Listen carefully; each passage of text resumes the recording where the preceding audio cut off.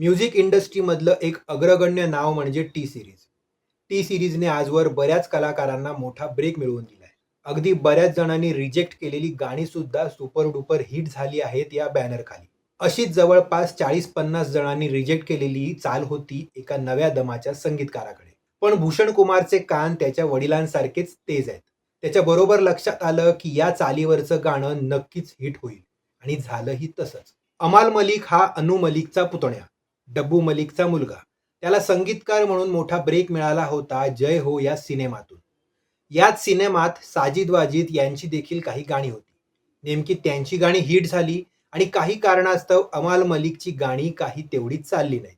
त्यानंतर कामाचा ओघ थोडा कमी झाला. जाहिरातींच्या जिंगल्सच्या क्षेत्रात सुद्धा वेकेन्सी नव्हती. त्यामुळे एमकॉम पूर्ण करण्याच्या विचारात असतानाच महेश भट यांचं ऑफिस आणि टी सिरीजचं ऑफिस अशा चक्रा सुरू झाल्या. नवोदितांना तिथूनच काही काम मिळेल अशी आशा असायची.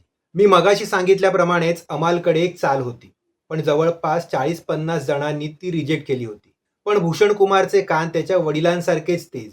त्याच्याबरोबर लक्षात आलं की या चालीवरचं गाणं नक्कीच हिट होईल. कुमार या गीतकाराने त्या चालीवर शब्द लिहिले आणि रॉय सारख्या फ्लॉप सिनेमात येऊनही ते गाणं हिट झालं. गाण्याचे बोल होते, सूरज डूबा है यारों को घुट नशे के